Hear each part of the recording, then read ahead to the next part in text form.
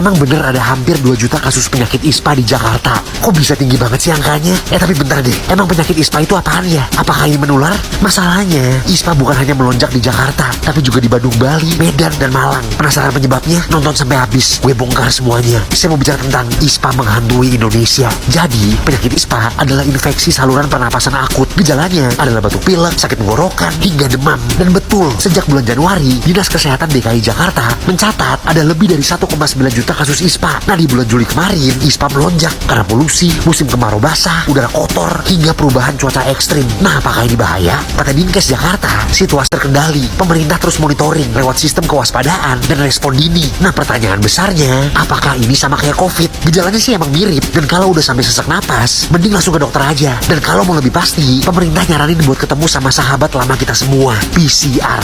Tapi sampai sini dulu deh, gimana kalau menurut lo? Titip pesan aja ya, jaga-jaga kesehatan ya guys.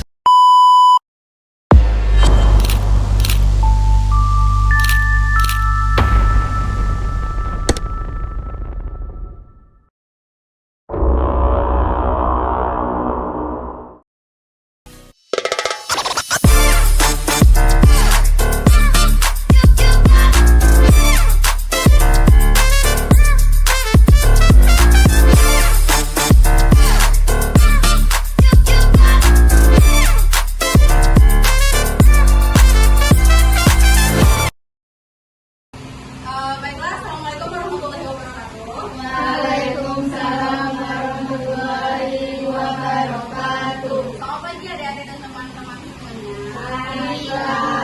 Baiklah, perkenalkan nama saya Armelia, biasa dipanggil Arbe.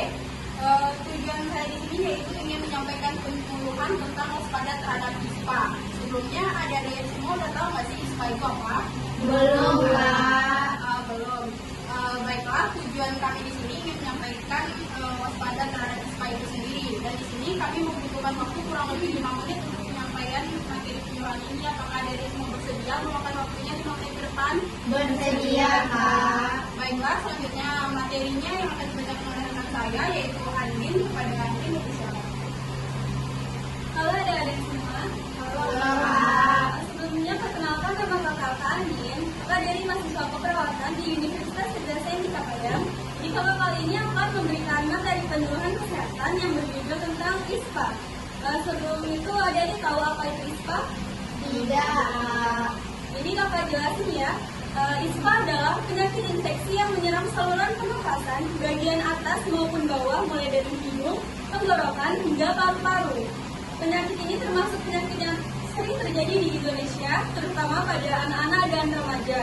ISPA disebut akut karena terjadi secara tiba-tiba dan berlangsung dalam waktu singkat, biasanya kurang dari 2 minggu.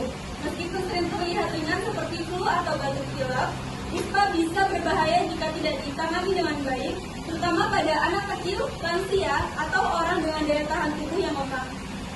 Kemudian adik-adik tahu nggak apa saja penyebab utama ISPA? Belum ada yang tahu ya? Jadi penyebab utama ISPA adalah virus dan bakteri. Jadi ada nama virusnya. Di sini kakak akan kasih tahu tentang virusnya ada 4. Yang pertama virus influenza, yang kedua virus parainfluenza, yang ketiga virus corona, kemudian yang keempat adalah virus adenovirus. Dan untuk bakteri penyebabnya ada namanya Streptococcus pneumoniae dan Haemophilus influenzae. Selain virus dan bakteri, ada juga nih faktor-faktor lain yang bisa mempermudah seseorang terkena ISPA seperti udara yang kotor atau penuh asap, kemudian debu di lingkungan rumah atau sekolah, asap kendaraan bermotor dan asap rokok, kondisi cuaca tidak menentu dan daya tahan tubuh yang lemah. Selanjutnya ada gejala-gejala ISPA. Sebelum kakak lebih lanjut, adik-adik bisa tebak nggak apa aja gejala-gejala ISPA? Seperti pada virus corona, apa gejalanya?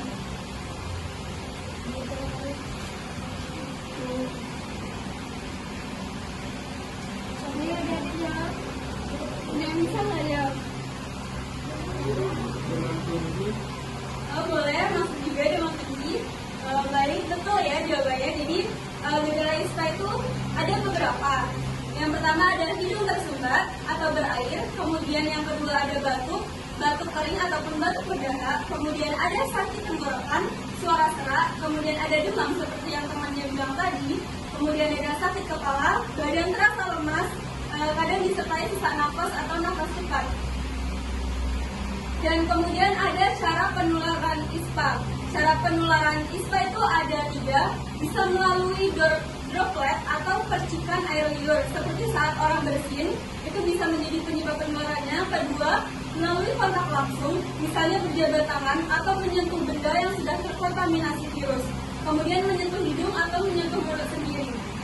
Baiklah adik-adik, jadi kakak akan menjawab pertanyaan dari adik-adik, yang dimana pencegahan lain dari ISPA selain dari poster, kakak akan menjelaskan yaitu pencegahan ISPA bisa dilakukan dengan menjaga kebersihan diri dan lingkungan, seperti rajin membersihkan kamar, lingkungan serta tempat bermain agar bebas dari debu dan kuman. Kemudian pastikan udara dalam ruangan tetap segar dan membuka jendela setiap hari. Hindari kebiasaan berada di tempat yang ramai atau berasap karena udara kotor dapat memicu gangguan pernapasan. Selain itu, penting juga untuk memperbanyak konsumsi air putih, sayur, dan buah agar tubuh tetap sehat. Dan juga jangan lupa untuk berolahraga. Kemudian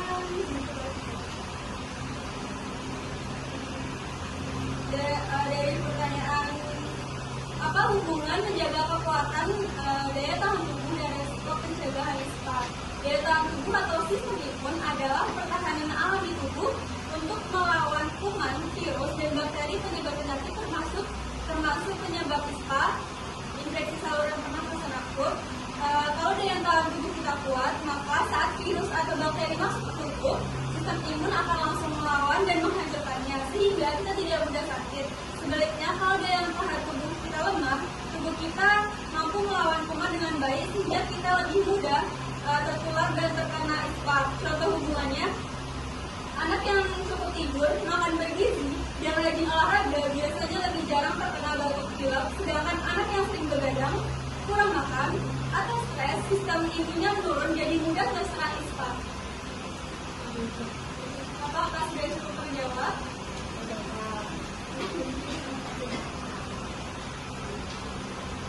Baiklah, selanjutnya kakak yang akan gantian bertanya kepada adik semua yang sudah selesai dan kakak jelaskan tadi.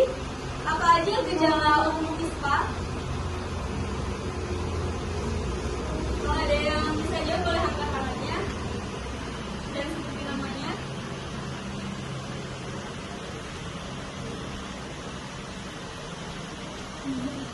Boleh? Gejala umumnya gejala umum ISPA biasanya itu yaitu batuk pilek, meler,